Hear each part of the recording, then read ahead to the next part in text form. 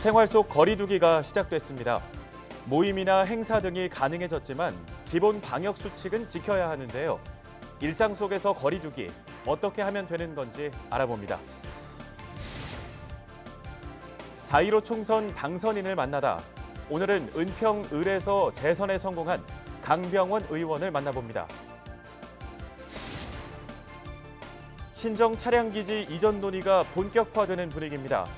서울시는 신정 차량기지, 방화 차량기지 통합 이전과 지하철 5호선 연장을 검토하는 사전 타당성 조사 용역을 준비하고 있습니다. 7월부터 폐비닐, 페트병 분리배출 요일제가 시행됩니다. 분리배출 요일제는 투명 페트병과 폐비닐만 따로 모아 정해진 요일에 버리는 겁니다.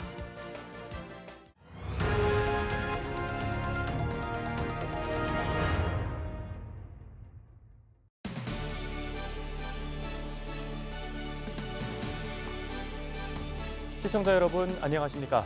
헬로티비 뉴스 시작합니다. 6일부터 사회적 거리두기 대신 생활 속 거리두기가 시작됐습니다. 생활 속 거리두기 시행으로 행사나 모임 등 사람들이 모이는 행위가 가능해졌습니다. 하지만 마스크 착용, 두 팔 간격 거리두기 등 방역 수칙은 지켜야 하는데요. 서울 도심 집회, 시위 금지 방침은 유지됩니다. 집회의 경우 집단 감염 위험도가 높고 확진자 발생 시 감염 경로 파악이 어렵기 때문입니다.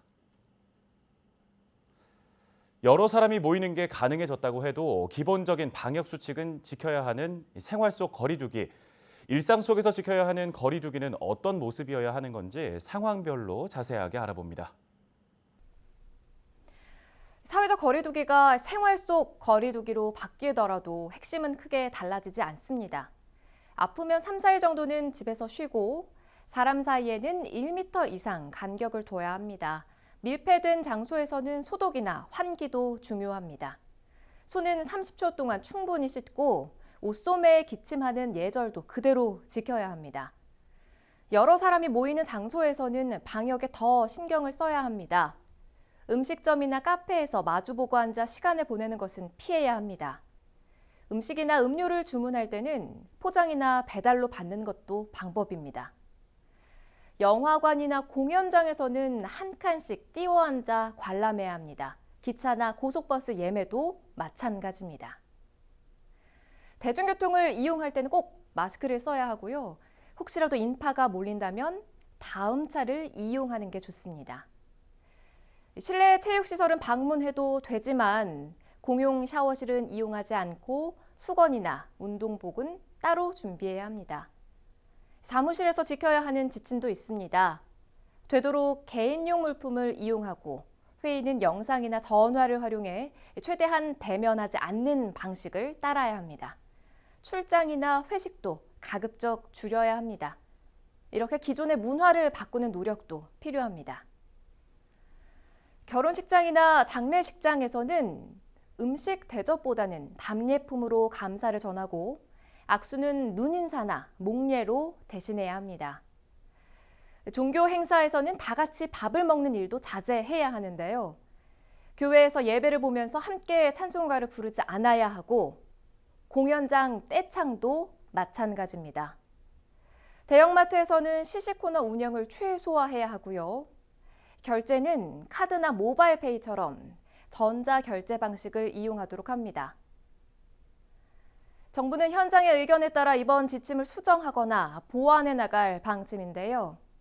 생활 속 거리두기의 의미는 코로나19가 끝났다는 게 아니라 우리 모두가 방역 주체가 되자는 겁니다.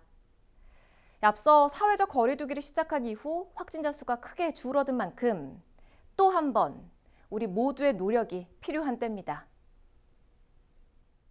다음 소식입니다.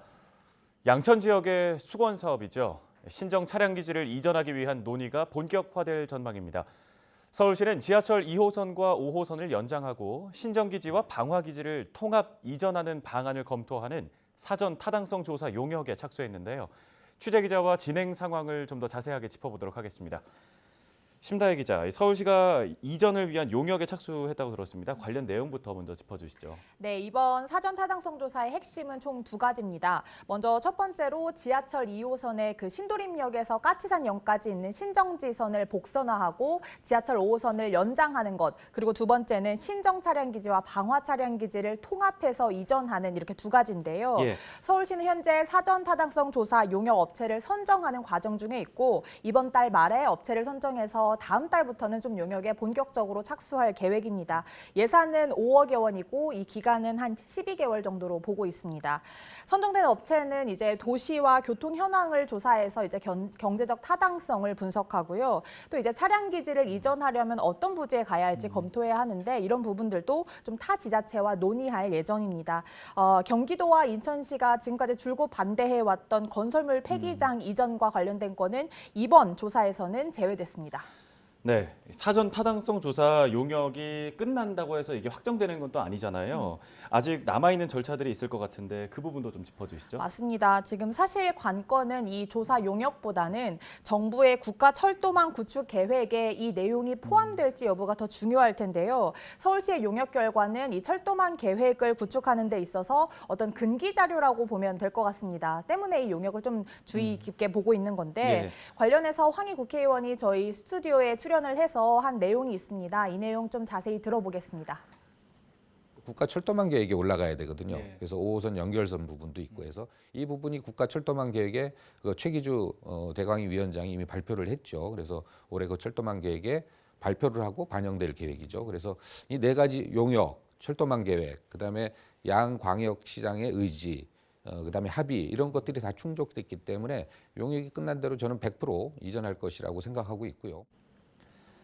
네, 이 차량 기지 이전이 실행이 된다면 그 이전되는 부지들이 또 있어야 될 거 아니에요? 어떤 후보지들이 거론되고 있나요? 네, 일단 서울시에서는 지금 염두하고 있는 후보지는 없다라면서 좀 선을 긋고 있긴 합니다. 하지만 지금 거론되고 있는 지역들이 몇 곳 있는데요. 인천 검단과 김포 양촌 등입니다. 예. 작년 12월에 서울과 인천 그리고 김포시의 이런 국회의원들과 지자체장이 모여서 당정 간담회를 열었는데요. 이때 참석한 국회의원들의 지역구가 좀 이 신정 차량 기지가 이전될 수 있는 유력 후보지라고 보면 될 것 같습니다. 예. 또 이번 국회의원 선거 결과를 좀 유심히 살펴볼 필요가 있습니다. 현재 서울과 인천, 김포의 이 해당 지역구 당선인들이 모두 더불어민주당 소속이라는 점인데요. 이제 인천과 김포 지역 당선인들은 지하철 연장을 공약으로 내걸었었고 또 서울 지역의 당선인들은 차량 기지 이전을 공약으로 내건 만큼 이 같은 당 소속의 의원들이 이 공약을 지키기 위해서 서로 합의하는 이런 과정들이 보일 것 같아서요. 이번 차량 기지 이전 논의가 좀 본격적으로 정치권에서 급물살을 탈 전망입니다. 네, 뭐 정치권뿐만 아니라 사실 지자체들의 입장도 중요한 부분이잖아요. 인천시 그리고 경기도 또 김포시의 각각의 반응들은 어떤가요? 네, 지자체장들의 의지도 좀 확고합니다. 이제 경기도, 김포시, 인천시 역시 이 지하철 연장에 대해서는 좀 강한 의지를 보이고 있는데요. 인천과 김포시는 5호선 연장과 관련해서 사전 타당성 조사 용역을 이 지자체가 추진해서 이미 진행을 완료했고 작년 10월에 정부에 건의한 바가 있고요. 두 지자체는 그 아까 말씀드렸듯이 그 건폐장은 받지 않겠다는 입장을 분명히 하면서도 이 지하철 5호선을 연장하는 조건 하에 차량 기지는 받을 수 있다라는 입장을 분명히 했습니다. 다만 이 신정 기지와 방화 기지를 통합해서 이전하는 방안에 대해서는 아직 서울시로부터 들은 바는 없다라고 답변했는데요. 이 내용 인천시 관계자 통해서 들어보겠습니다. 아직 우리하고 인천시나 경기도, 김포시, 서구 이런 데하고 협의된 것은 없습니다. 통합 차량 기지 규모는 얼마나 될 것이고 또 그 노선의 운영 계획하고 연계를 시켜서 어느 위치가 좋겠다. 이제 이런 게 나와야 되는 거예요. 네, 결국은 이 용역이 어느 정도 진행이 돼야만 그 다음 상황을 알 수 있다는 건데 마지막으로 지역사회의 반응도 좀 살펴볼까요? 네, 양천 지역 주민들은 일단 기대감도 보이고 있지만 약간의 우려도 하고 있는 게 사실입니다. 왜냐하면 최근 2년 동안 이 신정 차량 기지 이전과 관련해서 다양한 논의들이 나왔었거든요. 예를 들어서 인천 청라에 2호선을 연장하고 그곳에 신정 차량 기지를 이전한다거나 아니면 그 원종 홍대선 서부 광역철도의 차량 기지를 이제 김포공항 인근에 지을 텐데 그곳의 신정 차량 기지를 통합 이전하겠다 뭐 이런 여러 가지 방안들이 나왔지만 예. 결국엔 좀 무산된 바가 있어서요.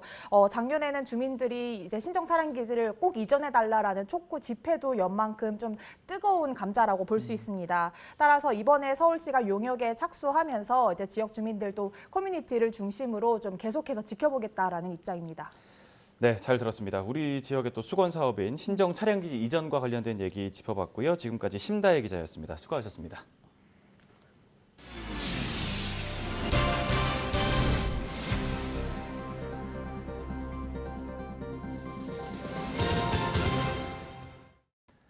다음 소식입니다. 7월부터 폐비닐과 투명 페트병 분리배출제가 시행됩니다. 지자체에서는 페트병 분리배출제 시범 운영에 들어갔는데요. 자세한 내용 은평구청 자원순환과 최순종 팀장 연결해서 들어보도록 하겠습니다. 팀장님 안녕하십니까? 네, 안녕하세요. 자원순환과 자원재활용 팀장입니다. 네, 이 폐비닐 그리고 페트병 분리배출제가 뭔지부터 내용 설명해 주시죠. 그동안 이제 가정이나 상가에서 재활용품을 이제 혼합하여 한꺼번에 배출하셨는데요. 이 중 이제 투명 페트병하고 폐비닐을 요일을 지정하여 그 일화목 배출 지역은 목요일에, 월수금 배출 지역은 금요일에 각각 별도로 배출하는 제도인데요. 그 배출하실 때에는요, 음료 또는 생수용 무색 투명한 페트병은 내용물을 비우시고 물로 헹구신 후에 라벨제를 제거하시고 압착하여 뚜껑을 닫아서 이제 투명 또는 반투명 봉투에 담아 배출해 주시면 되고요.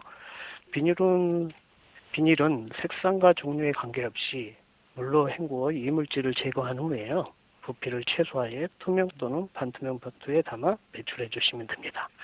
그리고 이제 투명 페트병 비닐 외에 기타 재활용품은요. 목요일, 금요일에 배출하시면 됩니다. 네. 그런데 사실 지금도 저희가 분리배출은 시행을 하고 있는데 이 페트병 그리고 폐비닐을 분리배출하는 걸 요일까지 더해서 요일제로 시행하는 이 배경을 좀 듣고 싶습니다. 예.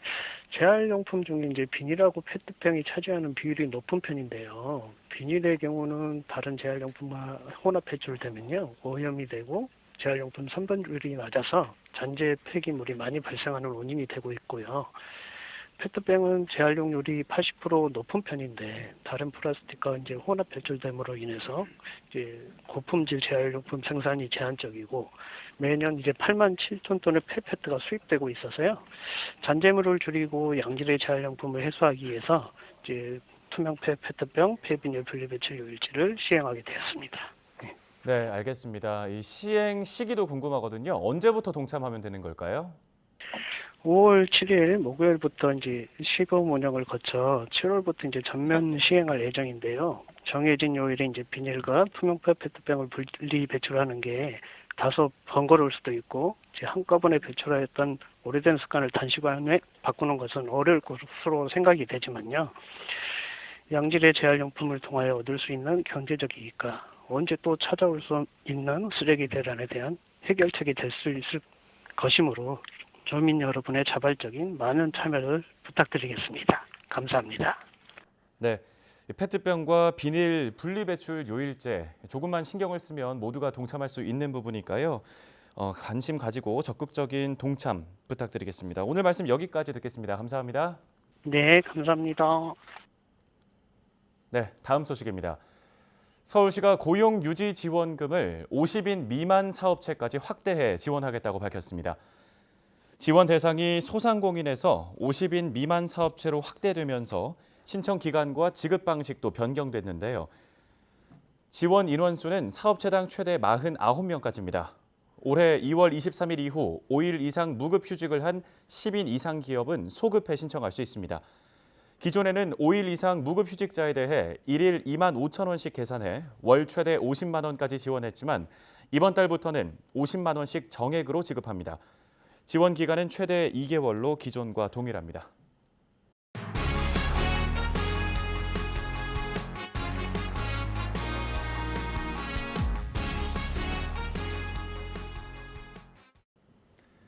우리 지역, 나아가 우리 사회의 일꾼이 새로 뽑혔습니다. 지역 발전과 여러 사회적 현안을 해결해 주길 바라는 기대 속에 국회의원이 새로 선출됐는데요. 당선인들을 직접 만나서 당선 소감과 앞으로의 계획을 들어보는 시간 마련했습니다. 오늘은 서울 은평 을에서 재선에 성공한 강병원 의원과 얘기 나눠봅니다. 안녕하십니까? 안녕하세요. 네. 21대 총선 당선되신 거 축하 먼저 드리겠습니다. 이제 경선부터 총선까지 지난 몇 개월을 긴장된 시간 속에 보내오셨을 텐데 이 초선에 당선됐을 때와 또 기분이 남다르실 것 같아요. 그 선거 당일에 어떤 기분이 좀 드셨는지 궁금합니다. 일단은 뭐 모든 선거는 이렇게 항상 이렇게 사람을 좀 떨리게 하고 네. 긴장시키는 게 선거인 것 같습니다. 뭐 저희 당에 대한 국민들의 지지가 높다는 것이 확인됐음에도 불구하고 막상 출구조사가 나오기 전까지는 손에 좀 이렇게 좀 땀도 예. 잡히고 초조하고 긴장하고 그랬었는데요. 하여튼 우리 주민들께서 다시 한번 일할 기회를 주셨는데 어머니 은평에게 행복할 권리를 드리겠다라는 그 초심 잃지 않고 21대 국회에서도 일하는 국회 만드는데 최선을 다하는 그런 국회의원이 되겠습니다. 고맙습니다. 네, 잘 알겠습니다. 선거 당일 인터뷰에서 이 거리에서 만난 주민들의 응원이 많이 기억에 남는다 말씀을 주셨었는데 그때 주민분들께 좀 어떤 목소리 들으셨는지 듣고 싶습니다. 정말 이렇게 당시만 하더라도 우리가 코로나를 극복하는 우리 국민들의 힘이 느껴졌던 시기 아니었겠습니까? 예. 그러니까 많은 국민들이 정말 여당이 잘해라. 더불어민주당한테 힘을 몰아줄 테니까 잘하라. 이런 얘기들을 많이 해주셨어요. 예. 물론 뭐 지역의 현안들을 잘 풀어내라는 이런 말씀도 있었습니다만 이 코로나19라는 이 국가적인 어려움, 난제, 국난을 극복하는데 정치권이 힘을 합쳐서 앞장서서 하라고 하는 그런 말씀들을 많이 해주셨던 것 같습니다. 아마 21대 국회가 우리 국민들에게 보답해야 될 일이 있다면은 이 코로나를 잘 극복하고 코로나 이후에 우리 대한민국 경제의 어려움이라든지 사회의 안전망을 확충하는 문제라든지 그리고 소득의 양극화를 해소하는 문제라든지 이런 국가적인 과제들에 관해서 정치권이 힘을 합쳐서 일하라는 그런 국민의 목소리를 많이 듣게 됐습니다. 예, 이번 총선에서 이 강병원 당선인께서 선택받을 수 있었던 이유 어디에 있다고 보시는지요? 글쎄요, 저는 제가 20대 국회에서도 그 연신내 행운식당 둘째 아들이라는 선거 슬로건을 썼고 이번에도 같은 슬로건을 썼습니다. 저는 이 연신내 행운식당 둘째 아들에 저의 정치 철학을 다 담았거든요. 왜냐하면 저는 이곳에서 초중고를 다 나왔고 예. 저희 홀어머니께서 살아생전에 연신내에서 행운식당을 하셨어요. 그 식당을 하시면서 저에게도 사랑을 듬뿍 두셨고 또 주변 분들한테도 많은 행복을 나눠주셨거든요.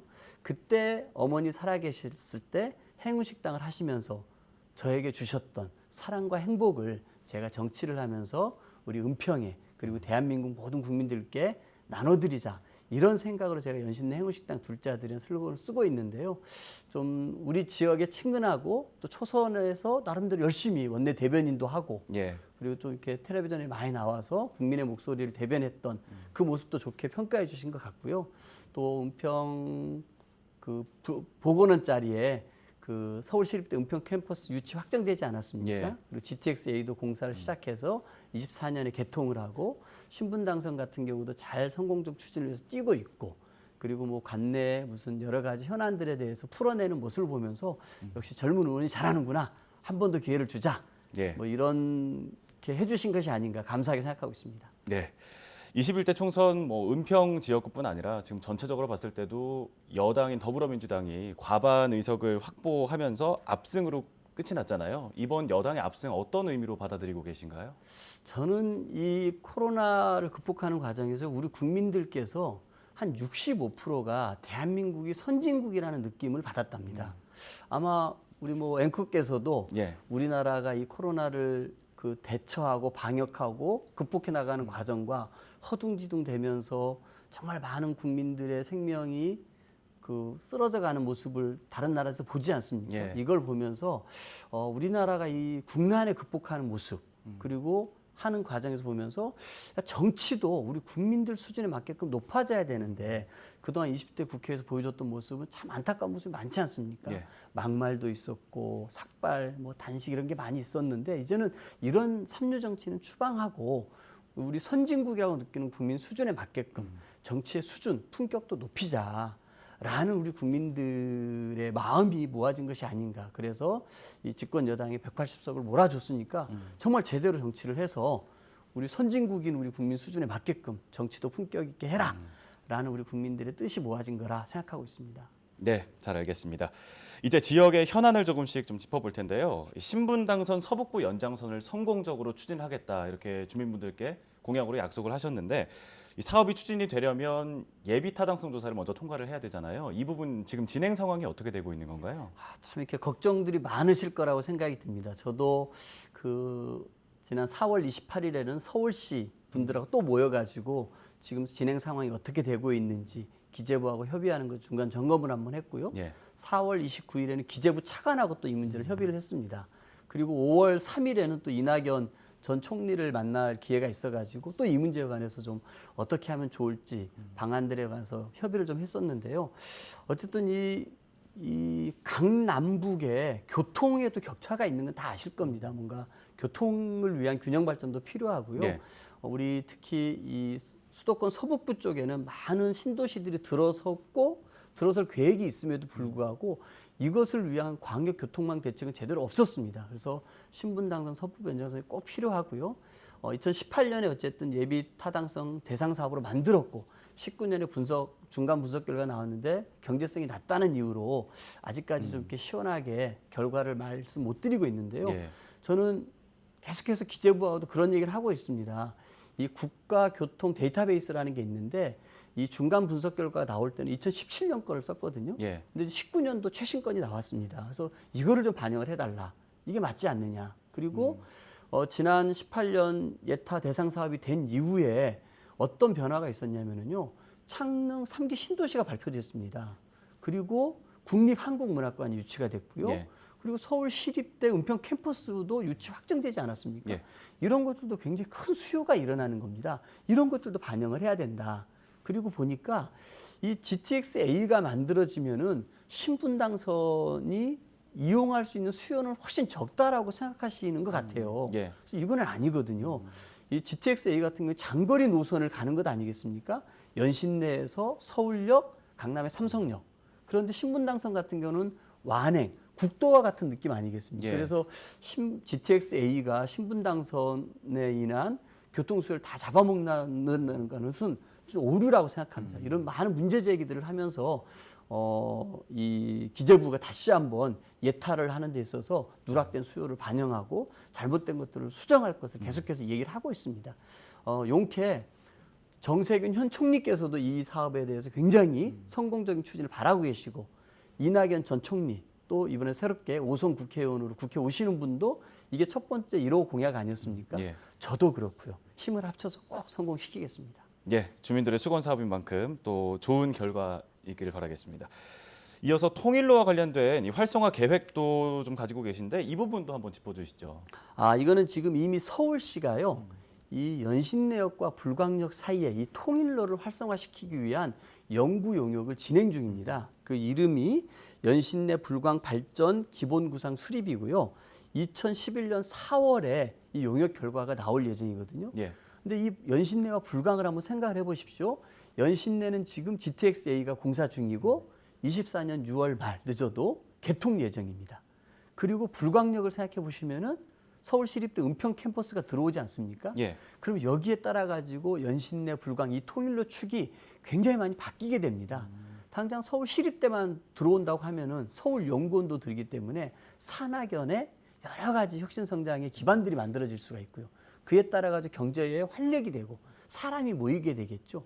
GTX-A가 개통하게 되면은 정말 찾기 쉬운 은평, 찾고 싶은 은평이 될 겁니다. 그래서 이런 구상들을 연구 용역을 하고 있는데요. 지역 주민들의 바람을 적극적으로 반영을 해가지고 이 통일로가 더 활성화될 수 있도록 그리고 경제가 살 수 있도록 많은 노력들을 기울이겠다 이런 말씀드리겠습니다.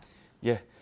이어서 다음 지역 현안 좀 짚어보겠습니다. 이 은평 광역 자원순환센터와 관련된 갈등이 아직 남아 있는 상태인데 이 갈등 협의 기구를 만들어서 문제를 해결해 나가겠다고 밝히셨습니다. 지금 이 갈등 협의 기구가 현 상황에서 어떤 역할을 할 수 있을까요? 이 은평 광역 자원순환센터가 지역에 굉장히 갈등 사안으로 있지만 아마 이 광역 자원순환센터를 반대하시는 분들 입장에서 보면은 구청이라든지 이런 데와 공식적으로 제대로 된 대화를 못 하셨던 하지 않습니까? 예. 저는 이거는 옳지 않다고 생각합니다. 행정은 이런 분들과도 끊임없이 대화를 해서 이 부분에 관해서 갈등이 있다라면은 갈등을 해소하거나 최소화하기 위해서 노력하는 게 맞지 않겠습니까? 저는 그런 의미에서 이 광역자원순환센터에 대해서 서울시 그리고 은평구, 고양시 그리고 주민 대표, 주민들이 추천한 전문가들이 다 모여가지고 이 광역자원순환센터와 관련해서 갈등을 해소하거나 최소화할 수 있는 것이 무엇인지 머리를 맞대고 공식적으로 논의하는 게 꼭 필요하다고 생각합니다. 제가 2016년도에 국회의원 당선되고 나서 얼마 안 있어서 당시 고향 을의 정재호 국회의원과 함께 그 광역자원순환센터 예정부지를 가봤고요. 그렇게 하면 대체부지를 찾기 위해서 노력을 했었습니다. 예. 그래서 2018년에는 국무조정실이 주제가 돼가지고 서울시, 환경부, 은평구, 고양시가 모여가지고 대체부지 논의를 했습니다만 잘 안 됐죠. 그래서 대체부지 논의 잘 안 됐습니다. 하지만 여전히 주민들께서는 우려하는 바가 있지 않겠습니까? 저는 하루빨리 은평구와 서울시와 고양시 주민대표 전문가들이 모여서 이 문제를 풀기 위한 공론화 기구를 만드는 게 필요하고요. 최근에 이 고양을의 새로운 당선자인 한준호 당선인과도 이런 문제에 관해서 적극적으로 양 국회의원이 노력하자라고 합의한 바 있습니다. 예. 또 하나 이 교육 문제와 관련해서도 관심이 많으신 걸로 알고 있습니다. 지역 내에 이 교육 환경 개선에 좀 특히나 관심이 많으신 것 같거든요. 네. 어떻게 보고 계신가요? 이 은평구에요. 초중고가 몇 개가 있냐면요. 초등학교가 30개, 예. 중학교가 18개, 고등학교가 18개입니다. 모두 66개의 학교가 있는데요. 이렇게 한 구에 이렇게 학교가 많은 곳이 없습니다. 그런데 50년 넘은 학교들도 많이 있습니다. 예. 불광초등학교라든지 가련초등학교라든지 대조초등학교라든지 이런 데는 50년이 넘었습니다.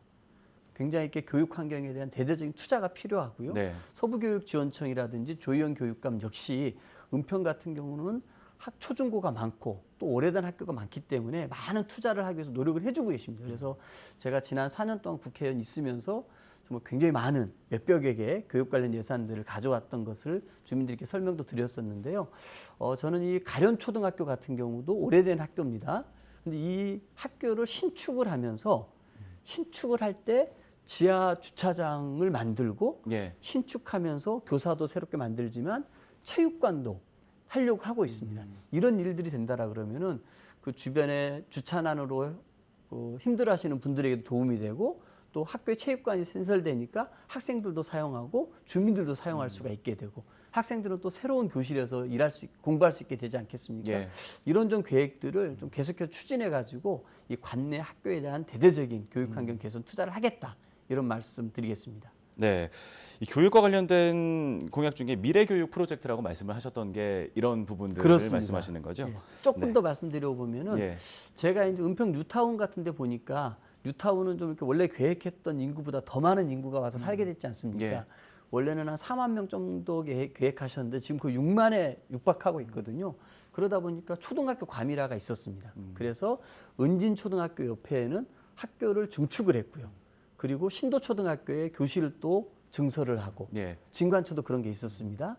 그다음에 이 학급 과밀화가 또 중학교로 넘어와요. 그래서 진관 중학교 같은 경우도 증축을 했고 신도중 같은 경우도 신도중 옆에 편입부지가 있어서 이 부지에다가 신도중을 증축을 하게 됩니다. 그래서 예. 이제 곧 공사가 시작이 됐고요. 내년 초에는 이 증축이 완료돼서 좀 학교 과밀화가 좀 해소될 수 있도록 최선을 다하겠습니다. 네, 잘 들었습니다. 또 이제 지금 총선 전후로 가장 이슈가 됐던 게 코로나19와 관련해서 긴급 재난 생활비 문제잖아요. 네. 결국에는 이제 전 국민에게 지급하는 걸로 결론이 나긴 했는데 그동안 이 논란들 어떻게 바라보셨나요? 저는 뭐 많은 얘기들이 있었습니다. 어쨌든 재정 당국 입장에서는 이게 그 전 국민에게 줄 경우에 어떤 재정적인 부담을 얘기를 했습니다. 근데 이제 저희 당의 입장에서는 이게 정말 전 국민이 힘들어하는 상황인데 국가의 존재 이유를 이럴 때 보여줘야 된다. 이게 복지 대책이 아니라 긴급 재난 지원 아닙니까? 긴급 대책이란 말이죠. 이럴 때는 국가의 존재 이유가 모든 국민들의 삶을 챙긴다. 이런 면에서 저희는 전 국민의 주자고 했었습니다. 예. 그런데 어쨌든 황교안 대표도 총선 전에 전 국민에 다 주자 이런 제안을 하셔서 논의가 어쨌든 결국 전 국민이 다 주는 걸로 되지 않았습니까? 예. 저는 이제 국가의 존재 이유가 이 긴급 재난 지원금을 통해서 저는 설명이 될 거라고 생각이 들고요. 저소득층 한 280만 가구에 대해서는 5월 4일부터 현금 지급이 시작됐습니다. 그리고 이제 그 나머지 가구들에 대해서는 5월 중으로 신속하게 지급이 될 텐데요. 이 국가에서 이 긴급 재난 지원금이 우리 국민들 모두에게 국가가 이럴 때 있구나. 내가 끊임없이 뭔가 국가를 위해서 의무만을 행하는데 나의 행복을 지켜주기 위해서 국가가 존재한다라는 것이 꼭 입증됐으면 좋겠습니다. 네. 이 코로나19로 인한 경기 침체도 굉장히 지금 심각한 상황이잖아요. 네. 이 부분들 빨리 극복하기 위해서 어떤 대책들이 좀 마련돼야 된다고 보시나요? 지금 최근에 대통령께서 이 코로나 이후에 우리 경제를 활력 있게 하기 위해서 한국형 뉴딜이라는 말씀을 하시지 않았습니까? 예. 저는 그 한국형 뉴딜이 여러 가지로 저는 정책 분야가 있을 거라 생각하는데요. 하나는 그 한국형 그 그린 뉴딜이 하나 있을 수 있습니다. 예. 이번에 이제 보면은 코로나의 역설이라 그러는데 많은 사람들이 사람들이 좀 이렇게 자가격리를 하면서 차를 몰지 않고 공장이 좀 가동이 안 되다 보니까 이산화탄소 배출량이 줄어서 예. 새로운 파란 하늘을 보게 된다는 거 아니겠습니까? 예. 아마 이런 기후 변화에 적극적으로 대응하는 것은 우리 인류에 피할 수 없을 것입니다. 저는 그런 의미에서 이 코로나 이후에 그린 뉴딜, 이 재생에너지를 더욱더 확대하고자 하는 정부의 정책 방향이 하나의 우리 경제의 패러다임으로 갔으면 좋겠고요. 예. 그 다음에 이렇게 그 디지털 뉴딜도 필요하지 않나 싶습니다. 이번에 보면은 이 비대면으로 많은 교육도 되고 진료도 되고 뭐 회사에서 화상회의도 하고 그러지 않습니까? 그래서 이 우리가 갖고 있는 우수한 IT 기술을 이용해 가지고 이 디지털 뉴딜도 이 기회에 좀 확장됐으면 좋겠고요. 예. 또 하나는 이 바이오 분야에서도 우리나라가 이번에 굉장히 강점을 전 세계에 보여주지 않았습니까? 이 기회에 우리나라 가지고 있는 이 바이오 분야에도 많은 투자를 하고 일자리를 만들어서 바이오 뉴딜로 우리 코로나 이후에 어려운 경제를 이끌어 갔으면 좋겠다 생각이 듭니다. 네. 국회의원의 본업은 입법 노동자다라고 인터뷰에서 말씀하셨던 부분이 인상 깊게 남았는데요. 21대 국회에서 앞으로 어떤 법안들을 좀 생각하고 계신지 듣고 싶습니다. 예, 국회의원은 어쨌든 나라 일을 하고 법을 만드는 게 본업이지 않겠습니까? 물론 그렇다고 지역의 유권자들을 위한 지역의 현안도 소홀히 해서는 안 되겠죠. 하지만 본업은 법을 만드는 거라고 생각합니다. 여전히 저는 우리 사회는 이 소득의 불평등과 양극화가 심각한 문제입니다. 이런 문제를 해결하기 위해서 많은 노력들이 여전히 필요하고요. 그래서 사회 안전망을 확충하자. 그래서 전 국민 고용보험제도 도입해야 된다. 이런 화두도 나오지 않았습니까? 아마 국회가 열린다 그러면 이런 문제들도 저는 많이 논의해야 될 것 같고요. 예. 검찰 개혁 등 사법 개혁도 우리가 피할 수 없는 과제입니다. 그리고 이런 공평한 과세를 하기 위한 여러 가지 법 제도들도 필요한 것 같고요. 그래서 언론에 대한 개혁들도 얘기 나오고 있지 않습니까? 예. 교육에 대한 개혁도 있고요. 그래서 국회에 들어가게 된다면 이런 각 분야에 필요한 법들이 무엇인지 많이 정말 좀 더 열심히 공부해가지고 챙겨서 우리 국민들의 행복을 지킬 수 있는 법을 더 만드는데 최선을 하겠습니다. 네, 21대 국회에서도 좋은 입법 활동 기대하도록 하겠습니다. 이 초선 일대와는 지금 또 한 번 이제 국회에서 의정 활동을 하게 되실 때 각오가 남다르실 것 같아요. 지금까지 지지를 해주셨던 주민분들 그리고 국민분들께 또 앞으로의 각오 한마디 부탁드리겠습니다. 예, 21대 전반기에서 저는 기재위에서 일을 하려고 하고 있습니다. 기재위 같은 경우는 국가 전체의 모든 재정 정책들을 볼 수 있는 곳이고 국가의 장기적인 정책 방향도 논의하는 곳이거든요. 근데 우리 사회에 보면은 저출생의 문제도 심각하고 고령 인구가 늘어나는 것도 심각합니다. 이 고령 인구에게 더 많이 일할 수 있게끔 오래 일할 수 있게끔 해주는 것도 국가의 큰 역할일 것 같습니다. 예. 근데 이게 단순 일자리나 공공 일자리가 아니라 요즘 65세, 70세가 되어도 더 많이 일할 수 있을 만큼 건강하시지 않습니까? 예. 이런 분들이 자긍심을 갖고 일할 수 있는 일자리를 만드는 것들도 굉장히 중요할 것 같아요. 그래서 우리 사회 장기적인 과제들을 풀어내는데 열심히 일하겠다라고 생각하고 결국 이런 거 하나하나가 결국 국민의 행복을 지키는 것 아니겠습니까? 그래서 21대 국회에서도 20대 국회에 좋은 법 만들어서 상도 받고 그랬었는데요. 네. 21대 국회에서도 이런 활동들 계속 이어가겠습니다. 네, 잘 들었습니다.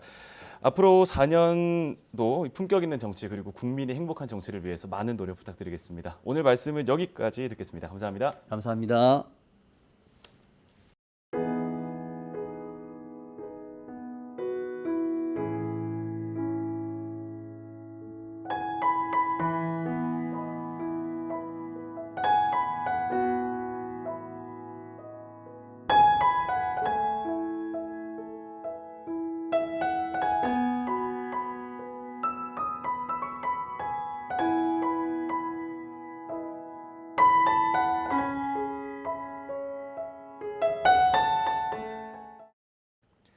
헬로티비 뉴스는 언제나 지역 주민 여러분 곁에 있겠습니다. 함께해 주신 여러분 고맙습니다.